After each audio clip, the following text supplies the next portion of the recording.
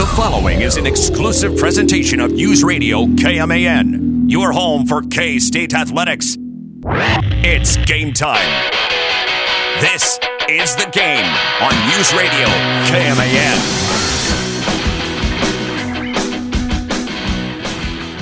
For those that listen on the podcast, right before we hit the air, Travion, who's running our board today, does a weather report for 30 seconds.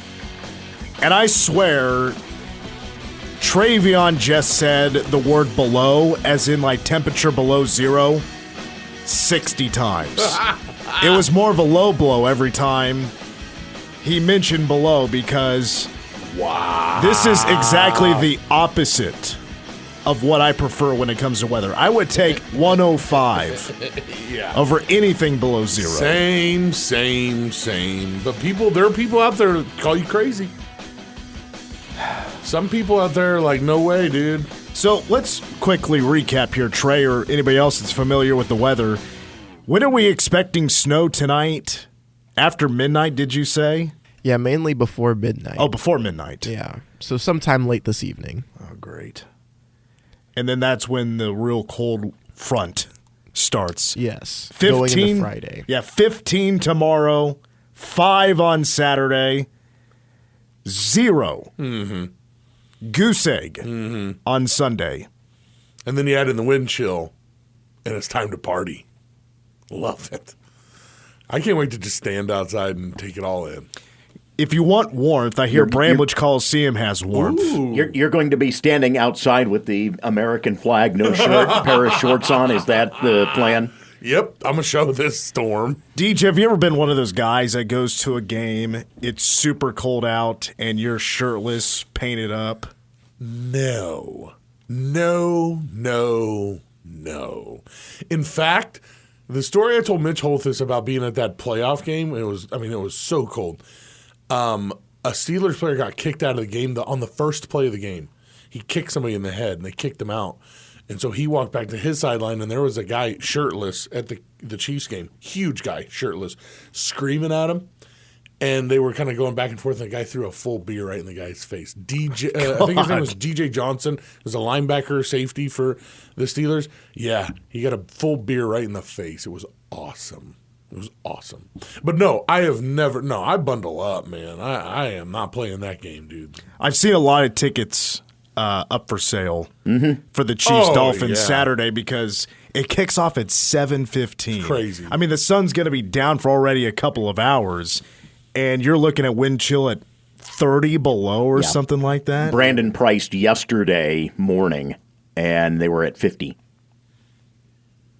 Listen, I know there's $50. DJ's like, ooh, this might be doable. For a playoff game? I mean, come on. Against Skylar Thompson and the Miami Dolphins? Those very Dolphins. Well played. $50. I go, come on. I'll call my mom. She can watch the kids. Sarah and I can go to the game. Listen, it's only 5 hours in the cold. For sure. Yeah. Because you have to include getting into the game, which is like a 50-minute wait when you jump in line. Brutal. So come on, let's just go. Just go. Welcome to the game. Mitch Fortner, Troy Coverdale, David G., and Travion Birkland. Busy show today. It's been a rough week for top 5 men's college basketball teams. Plus, I actually want to squeeze in some high school sports news here in the state of Kansas because there could be, maybe, a major change coming to high school basketball in the state of Kansas. They're going to give it a test run next year, though. Those details coming up in hour number 2. Plus, here in hour number 1, we will be joined on the show by K-State women's basketball head coach Jeff Mittie. His team knocks off the Oklahoma Sooners last night in Bramlage Coliseum, 74-57. The K-State women have now won 10 games in a row. In all 10, the opponent has not scored more than 59 points, and K-State hasn't won a game by less than 15. Yeah. Pure dominance, and they will be hosting number 10 Texas on Saturday in 2 days. Tickets, there's going to be a good-sized crowd on hand for this one. I've been kind of taking a gander at KStateSports.com lately to see the ticket sales. There's definitely more sold than games have been for a while. It was a little bit of a better crowd last night. I was there. A little bit of a better crowd. There's certainly more people taking notice and going to watch the Cats. This one will be a little bit different. This team deserves to have packed Bramlage Coliseums for these home games. Absolutely. With how dominant they've been. And like I said last week, I still don't feel like people have noticed exactly how high this ceiling could be for K-State women's basketball. We'll recap their win yesterday coming up in our next segment. I remember when the Sugar Bowl last year came around, Cats got the Alabama Crimson Tide. I noticed there was a few more Alabama license plate and window flags around town and magnets on side of cars when that game came about. Some of the Alabama fans maybe coming out of the closet a little bit, showing off their pride. I got to ask you folks something real quick because we don't have direct contact with Tuscaloosa, Alabama on this show. You guys do know that Nick Saban didn't die, right?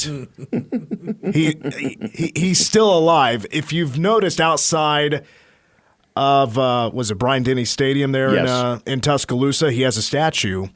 And people have been placing flowers, cards, Coke bottles. Good gosh. Those oatmeal cream pies that he likes. Boxes of those outside of the statue. And by the way, they're also chanting, anybody but Dabo. Anybody but Dabo. Ooh. Listen, though. I think it's an absolute ridiculous thing to do. I know he's the GOAT. And this has been a crazy last 24 hours in sports. But let's not act like the guy died, Alabama fans. I know. Listen, maybe he's out of coaching, but he's now just old enough to run for Congress. Tom Osborne style, baby. Yeah, he's going to get it done. One of the things that had me chuckling was someone on Twitter pointing out that he could run. Pete Carroll would be the perfect age for the Senate. Now, add Bill Belichick into the mix. And they're all the same age. Whoa. Yeah. I mean, it's basically Senate has become the glorified daycare, the best daycare in the country for senior citizens. So why not? Why not cash 2 checks? You know Exactly. what I mean? Yeah. We talked about this a little bit yesterday, but Nick Saban is no longer the head coach at Alabama. He's going to retire. Pete Carroll looked like he went out kicking and screaming a little bit as the head coach of the Seattle Seahawks. He's out after 14 seasons. And then the GOAT of NFL coaching, Bill Belichick, is out after 24 seasons, a mutual part of the ways, it sounds like, with Robert Kraft speaking to the media earlier today. You know, in the last 3 or 4 years, it's not the caliber of football they expect in New England anymore. I think I said a little bit about this yesterday, but I'll say it again.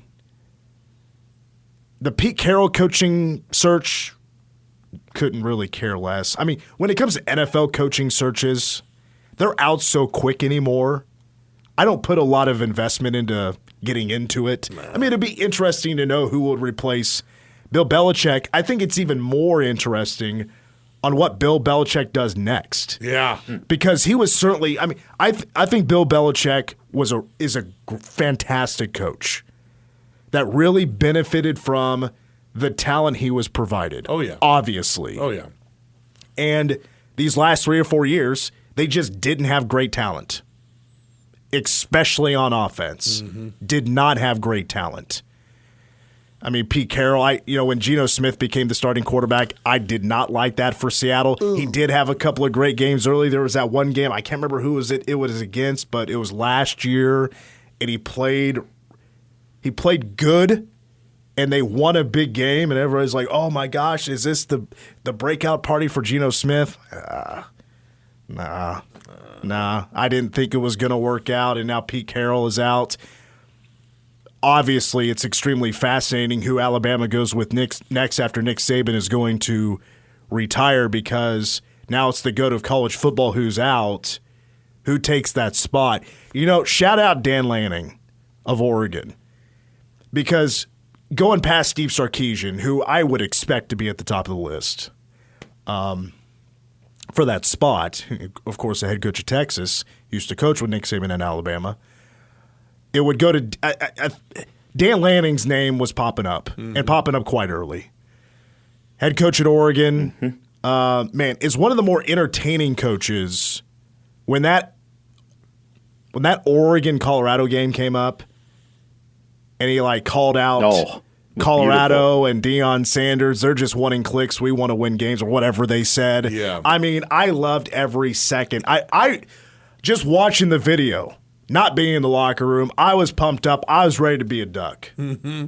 It was a great speech. Mm-hmm. And that's the kind of coach he is.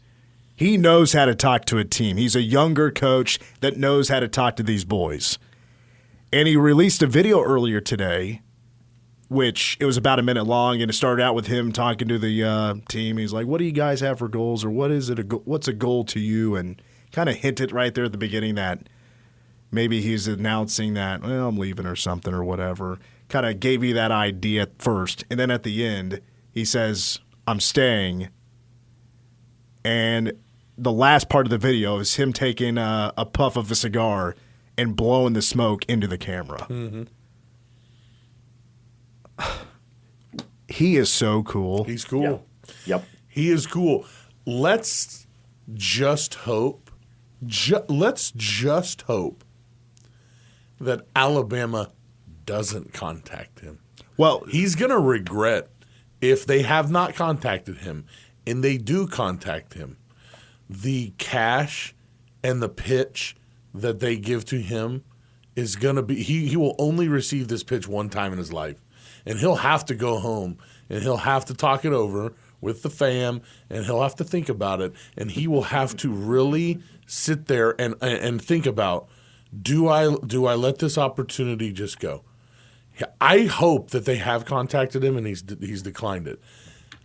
The way that we talk about the NFL, how the coaches come and go, college football coaches are notorious for doing kind of the same thing, jumping around and making claims like they're not. I ain't going anywhere and being gone the next day. I really hope this doesn't come back to bite him because it'll be a bad look. It will be a bad look. I'm so jaded anymore with coaches. If they haven't contacted him, he should just stop with the videos and stuff. I know it's recruiting. You got to recruit. You got to continue to recruit and make sure those recruits know that you're going to stick around. I get it, but the pitch, if it's coming, man, it's going to be a beaut. Whoever they decide to pitch, man, I mean that job with the money they have behind it. Hard to beat. Well, but the thing is, you're under there's no more pressure in college football coaching now than whoever takes the head coaching job at Alabama. No. You are under a microscope. You will always be compared to Nick Saban. Mm-hmm. For however long or however successful you are, there'll be that comparison. Can you live up to the standards? You know, how much of a grace period do you get? You got to win right away. For sure. I mean, there is no grace period. For sure. There is no waiting for a win or a winning season or college football playoff. You get it right away. Consider, even Saban went 7-6 that first year. Mm-hmm. 7-6. Every year since has been 10 wins. Dang. 16 straight years of 10 or more wins. That's what Alabama expects. Mm-hmm. Mm-hmm. How is anybody going to step into that and appease? I don't know what Dan Lanning is making, but I'm sure he's making bank. He's got a great gig. Oregon, it's not Alabama, but that's still a pretty amazing place to be a head coach of college football. And he ends that video of him staying looking like a Kansas City mobster. You honestly, the people that decide to be football coaches are all people that believe they can get the job done. 9 times out of 10, they're ultra competitive, just like players are competitive. I think that you go home and you look at what number they'll put on the table, and whatever number they put on the table will be Oregon's number. That's not come on.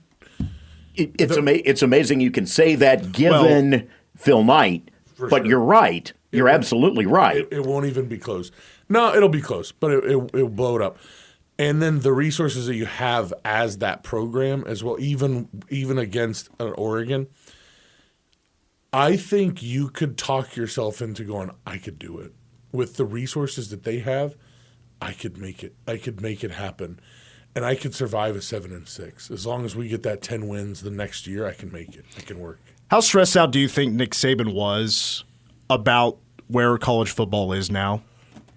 Because it has completely changed to what it was previously for the, however long he's been a head coach collegiately. I don't know how many years, 20 plus years or whatever, taking a guess on that. I can't remember how long he was at LSU, but it's completely flipped. He's 72 years old, and now you got to put in more effort than ever to not only recruit at the high school level or JUCO or the transfer portal, but now you're recruiting your own guys, and there's NIL involved, and you have Texas A&M now out recruiting you because they're more invested in the NIL. They're taking away your recruits. Georgia has really taken off, and now they seem to be here to stay in an unstoppable force, even though Alabama did beat them in the SEC championship game. Right, still. So now there's a ton more competition for the guys you should be winning out year in and year, winning in the recruiting trail year in and year out. There's no doubt in my mind. I think he's disgusted by what he sees, and he's like, this is not for me.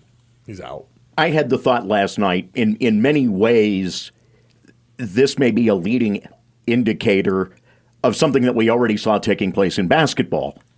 Remember, in one fell swoop, you had Coach K, you had Roy Williams, you had Jay Wright, all electing to step away from the game.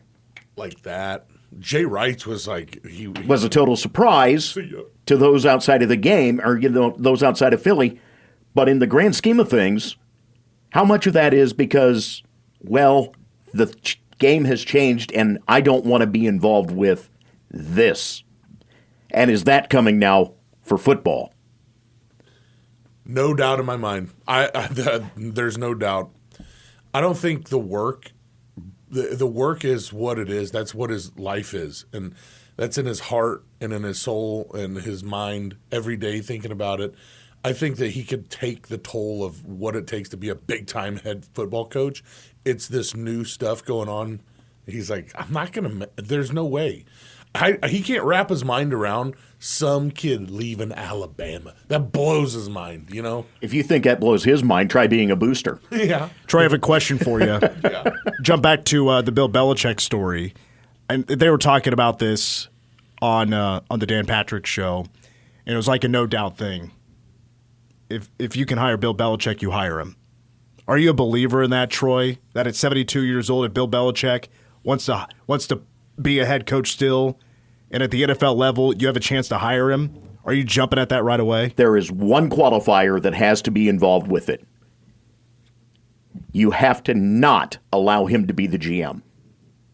Because the problems that played out in the latter part of his tenure at New England were because he was overseeing player personnel on top of, and their drafts were awful.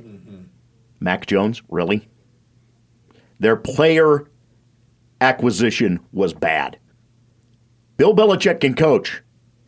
Bill Belichick as a GM did a really crappy job at getting Bill Belichick to coach the players to make them successful. I mean, the one that he hit on, a sixth rounder or a seventh rounder that you can't tell me that they knew what they had in Tom Brady. I mean, it was a throwaway pick, and he ended up as like the guy. It's crazy. Throwaway pick who wasn't going to be the starter. Right. Who wasn't even the starter. He wasn't. Yeah. Drew Bledsoe. They would have rode with him as long as they could. Mm-hmm. And I wouldn't. I don't either. I think if you're a team looking to change a head coach, I think you have to interview him. Absolutely. The Chargers should be the first guy they call and pick his brain, find out what he knows. But as far as putting him in charge, like the last couple of years have kind of proved without Brady, it's not looking so great. It's really not. There's also a fact, and it's something that both Marty Schottenheimer talked about and also Mike Shanahan talked about at the tail end of their tenures. 10 years with a franchise as a coach, and players start to tune you out. It's as if you have worn out your welcome after a decade. And in both cases, they mentioned that on their way out the door. And I have had that stick with me because it is really striking when you take a look and notice how coaches' careers do play out. There is usually a stretch from year 3 to about year 8 where they can get on a run and be highly successful year after year after year after year, be a playoff franchise, be all of these things talked about being the next big thing, if you will, in the league or the dominant team. But you get to year 9 and you get to year 10, and you start to see some of the weaknesses begin to develop. And some of that may be salary cap. Some of that, though, in general, I think is, yes, guys get tired of the stories, the treatment in the locker room, however it may be, positive, negative, whatever. You just wear down because you've been around that person as the head coach for so long. Who doesn't seem to be going anywhere anytime soon? 65-year-old Andy Reid. He and his Chiefs will host the Miami Dolphins Saturday night, wild card round of the NFL playoffs, AFC edition. Chiefs-Dolphins kick off at 7:15. Pregame coverage here on K-Man will begin at 6. Don't worry about that $7 for the Peacock Network. You forget to cancel it, whatever, after you watch the Royal Rumble in a couple of weeks. Listen right here on K-Man for free for Chiefs coverage. And by the way, on Sunday, we will have a triple header of NFL playoff action. Yes. A timeout. K-State women have won 10 in a row. That's next here on The Game.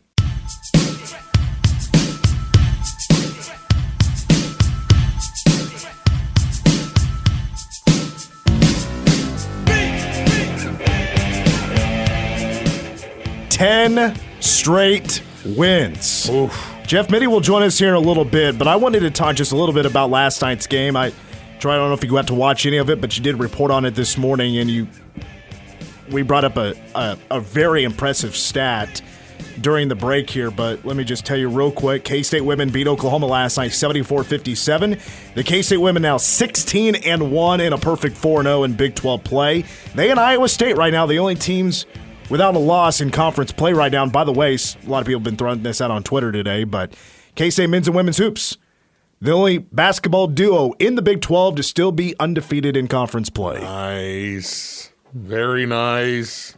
The Texas women last night tested by TCU. By the way, K-State about to run into a real buzzsaw of competition talking about the women over the next 4 games. But they'll play Texas on Saturday. Baylor fell from the ranks of the unbeaten last night. Yes, they did. Lost to KU. And KU not having a great season. I have to go look. I don't know exactly where they're at. Last I saw, they were in the basement. Yeah, I didn't think they were having a great season. Yeah, it was not below 500 at that point. We talked about where everybody had been in terms of home versus away games, but they were about 9-5, I think, at last look. And so, yeah, they're down there, and yet pulled off the upset, much like UCF did. Oh, wait. It took a while last night for K-State to get Aoka Lee going. I thought Oklahoma did a solid job of denying her. They were fast. Jeff Mittie, I'll explain why in a minute, why they were fast. They had to be defensively because they want to. Teams are going to do this throughout Big 12 play. They're willing to give up the three-point shot. K-State will not be the best three-point shooter in Big 12 play. They just won't. They're not that good of shooters, but they're decent. But they won't be top of the leaderboard this year in three-point shooting, but they can be good. So they're going to deny Yoki. They're going to try to double-team her if the ball goes her way, and Oklahoma did a good job with that. And K-State had to make an adjustment, and 16 of the 19 points that Yoki scored was in the second half. And by the way, she is now 4 points away from 2,000. She is 3 away, not points, but 3 blocks away from being the all-time leader in K-State women's basketball history of blocked shots. Wow. So history is going to be made on Saturday with Aoka Lee. And probably more history will be made down the road but it's a big game against Texas, no doubt about that. K-State's defense, though, once again shines for the Lady Cats. And I did not notice this stat until right before we jumped on for this segment. But I had already put this together, and I'll get to that stat here in just a moment, but I'd already been putting together a list of stats where K-State has just absolutely excelled defensively. Heading into last night, second best team in the nation in three-point field goal defense. Oklahoma was actually uncharacteristically hot from three to begin the game. Nevaeh Todd, who was a 27% three-point shooter, hit her first 3 attempts of the game. Jeez. I was like, okay, a little fluky right now. K-State, though, took care of business there in the second half, especially in the fourth quarter. Also second quarter as well. That was really the big quarter, the second quarter. Field goal percentage defense, K-State's third in the nation, fifth in the nation in scoring defense, ninth in the nation in block shots per game, and they're 13th in the nation in defensive rebounds. I forgot to look up this number, though, and I don't have the season number, but I'll give you an example of how well they've been doing this particular part of their defense. Last night was a great example. You know, Oklahoma is not bad inside. Skylar Vann is a very good player, and she did a great job defensively, and she was Oklahoma's hopes and dreams in the second half, keeping OU in the game by her aggressive play, getting to the hoop and getting some shots to go home. And she finished last night, lost my spot here, she finished with 14 points. She actually missed a number of shots, though, around the hoop. K-State's 2-point defense last night, Oklahoma shot 28.5%. Jeez. Locking them down. That is an unbelievable number. Wow. And how'd they score? What did they score? 50? How?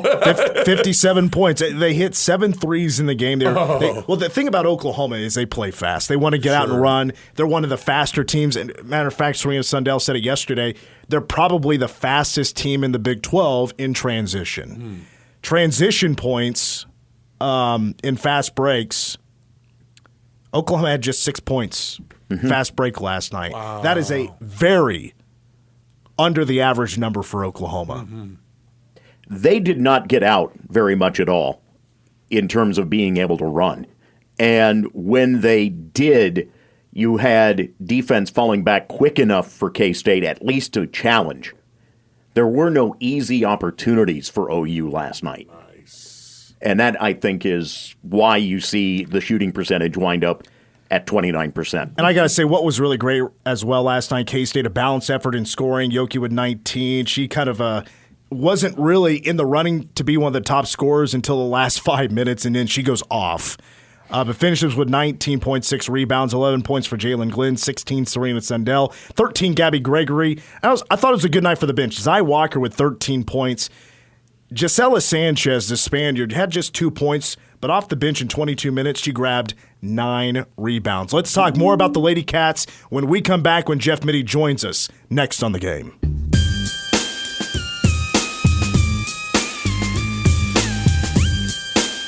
We continue with The Game. Mitch Fortner, Trey Coverdale, David G., and Travion Berkland. Let's continue our talk of K-State women's basketball winning 10 straight. Knock off the Sooners last night, 74-57 inside of a warm Bramlage Coliseum. We're now joined once again by Jeff Mittie. He is the women's basketball coach at K-State. Coach, congratulations on last night's win, again over the Oklahoma Sooners, 74-57. After watching last night's film, we know we talked about it in last night's press conference, but after watching the film, how'd you feel about last night's win? Yeah, I thought defensively, second half was excellent. I thought kind of grinded it out offensively. I said that after the game. I didn't think we were in sync a lot, but we did a lot of good things. I thought Zy Walker gave us a big boost off the bench. I think Jalen Glenn did some good things, driving the ball. Serena Sundell, Gabby Gregory. I mean, we had good balance last night. That was a big key to last night because Lee really, they did a great job of surrounding her. We missed some shots early, and then Lee in the second half, had a big game. So, just good balance overall and a good performance by our team. If you don't mind, I'd like for you to expand on an answer you gave in last night's press conference when asked about Ayoka Lee. I mean, 16 of her 19 was in the second half. You said you had to make an adjustment with her because she was a hash off and you wanted to make Oklahoma make decisions, what was the decision you're hoping that OU would make? Well, I didn't really care which decision they made. I just wanted, when you post up too high, the decision is made pretty easy that teams are going to play behind you and try to physically whip you. We wanted to put them that, hey, if you decide to play behind her, she's got you deeper in the paint, and if you decide you want to play half a body, then she needs to work you up a little higher to get the lob. So I didn't really care which one they chose. I just didn't feel like we were I didn't think we were making it hard enough for them to have to make a decision. And so we moved her a little bit lower. Lee's got great feel down there. They decided to play behind, and she buried him pretty deep in there in the second half. You mentioned Zy Walker earlier, and I agreed with what you said. 13 points, 4 assists last night. Also, shout out to Gisela Sanchez. Even though she only scored 2 points, 9 rebounds off the bench is pretty big. She took away a couple of balls that should have been rebounded by Oklahoma, even got some points out of it. One of those buckets was to Zy Walker, who had that backdoor cut. It was a really heads-up play. Where is Zy, as a redshirt freshman, where is her basketball IQ right now? You know what? It's really good. It's really good. It's always been really good. I think the one thing that you can't expedite is just game time. And she's a redshirt freshman that only played in 4 games, I think, last year, and she's 17 games into this year. So you have to expedite that experience. Is hard to replace, and that is seeing different things, teams playing different things. Whether that be half-court trap or whether that be full-court pressure like we've seen over the course of some games, all of that game experience is critical. Obviously we practice those things, but under the lights it's different, and I think she's done very, very well. Really, she made a big play at the end of the first quarter. We had struggled in the first quarter, but she made a great read on her defensive scout, got her hands on the ball, got the steal, and got the bucket right before the buzzer, and that just shows you how smart she is and has the ability to go do those things. All right, so obviously Saturday is a huge game. Number 10 Texas is in town. Made a mistake in last night's press conference. I said this would be for sole possession for first. I got Texas mixed up with Iowa, but this is an opportunity for your team to stay in first place, at least in a tie with the Cyclones. So I would love to get your thoughts, what you think about Texas, especially now that they're without Rory Harmon. How much has that changed their game? Well, the one thing about Texas going into the season, I thought they had a lot of depth. I think they particularly along the front line, and they've got one of the freshmen that has been, Madison Booker has been one of the top freshmen in the country this year. So she has now moved to the point guard spot with Harmon out and has averaged a little over 17 points a game since then. They don't have the defensive pressure that they had with Harmon. You're talking about one of the elite on-ball defenders in the country, and they don't have that replacement, but they've got a good guard group. They've been scoring the ball at a high level this year. This is a really, really good Texas team. Where does this Texas team rank when it comes to a challenge for your defense, a defense that's one of the best in the nation, that has a lot of scoring talent? I apologize. I'm recruiting in Kansas City, and my Waze is going off as we're talking here. I think you know what, this has been one of the might be Vic's best offensive team. Now, once again, we're only what are we, halfway through the season, so that remains to be seen for all of us. But their size is very, very good. They've got inside scoring. Their offensive rebounding is going to pose a real challenge for our group. We have got to rebound the basketball. And while they don't shoot the three at a high level of volume, they're shooting it very efficiently. So they're not an Oklahoma that's going to heave it up there 30, 35 times. They're going to shoot it 10, maybe 15 times, but they're doing it very efficiently. So they have been a very efficient offense up to this point. Have you been made aware by anybody at K-State from fan experience or the ticket office that there should be a bigger crowd on hand for this one? You know what? I haven't, and I really don't pay attention to any of those things. But I would hope we'd have a big crowd. I know the weather is a challenge, but like I said afterwards, it's plenty warm in Bramlage, so you just got to brave the cold for about a minute and get your butt inside and get there early, and you can be pretty warm for about 3 hours. You know what? You gave me an idea on a question, and bear with me. This is probably going to be really goofy, but I'm curious, if anything. You mentioned it's going to be plenty warm. Does a coach have any say about how warm it is, where the thermostat is set, or is there a rule that it has to be 72 degrees for every game? You know what's funny? You're bringing that up, and but when I coached with Billy Tubbs, Billy wanted the thing as hot as he could have it.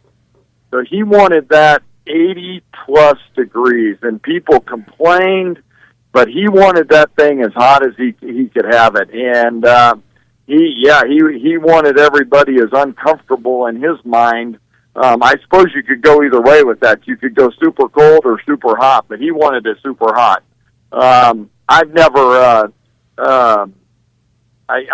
concerned myself too much, although I don't like it super cold in there. I will say that generally I've erred on the side of, because my team generally wants it a little warmer in there. Where do you keep it at home? Where's the thermostat during the dog days of winter? You know, I'd love to tell you, but Mitch, you're young, and I'm lucky to control the remote control. The thermostat does not go to me, okay? But you're young. You've got high hopes right now, and I understand that. But I'm going to tell you, you're going to have to make your peace with be glad if you get the remote control, okay? When I go to my girl's house, I fully understand that she gets the call, and it's not my house, but if we ever live together, I'm totally fine where she keeps it because she keeps it kind of cool, and I don't mind a cool room. But all right, Coach, with that, we can wrap it up. Hey, I can't tell you how excited I am about this game on Saturday. Hope the K-State fans pack Bramlage with purple for this top 15 matchup on Saturday afternoon at 1 o'clock. This game tips off. Best of luck against Texas on Saturday, and looking forward to talking to you soon. All right, Mitch. I appreciate it. Thanks. That's K-State women's basketball coach Jeff Mittie here on the game. Again, tip-off at 1 o'clock on Saturday against number 10 Texas. Pre-game here on K-Man will begin at 12:30. Let's take a break. We'll wrap up the hour next on the game.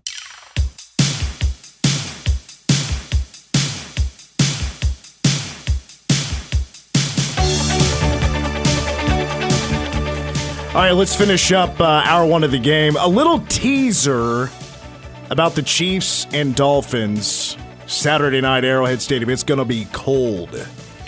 What's the high again? 5 or something like that. Wind chill 30 man. Below zero. It's going to be horrible.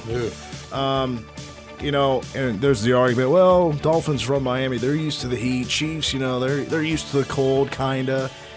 Listen, cold is cold. It's going to affect everybody, I believe, the same. Doesn't matter where you're from. It's just a little bit of a shock at first, probably, if you're used to being in Miami for so long. It's not like they did what they just play in, was it Buffalo? Uh-huh. Was that game in Buffalo? I don't remember. Oh, that's a good question. But anyway, CBS Sports did a little bit of research on this earlier today because sports bettors, they want to know weather. If you're a smart bettor, you take a look at the weather.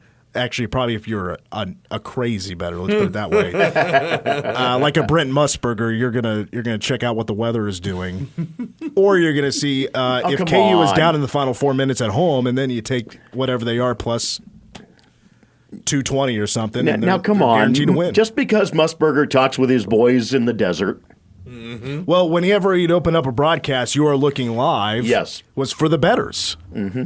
It's like, hey, you're looking live. This is the weather. This is the whole situation. He's going to bring it up, the weather as well. That was for the bettors. I didn't know that. Yeah. Dang. He's a big-time gambler. So Miami, historically, like in the last 10 games that has been played in a game that with temperature that was below 40 degrees. Dolphins have lost all of their last 10. Oof. The Chiefs are 9-1 at Arrowhead Stadium, with 4 of those games being playoff games recently, of games that kick when the temperature is below 40 degrees. Kansas City historically, lately, is winning 90% of those games. Yeah. So CBS Sports says the Dolphins have no chance of winning at Arrowhead on Saturday. If you're headed there, too, you can take a piece of cardboard with you. You take a piece of cardboard and you stand on the piece of cardboard. I did that once for the K-State OU game, Ty Lockett was still there, so 14. Yeah. And it was super cold. It didn't really help. Me either. It didn't really help me either. But there have been some confusion, I guess, and you can. It's 3x5. Isn't the trick trash bags? In the shoes? Yeah, or something like that. You just wrap your whole body in a trash bag. Forget Wind it. block. Give yourself a hot foot. That's right. Light the dang shoes at That's this point. right. Or just spend the whole game in the bathroom if it's got heat. Stay home. Listening to Mitch. Yeah. Yeah. Hour 2 of the game is coming up next. So is your local news.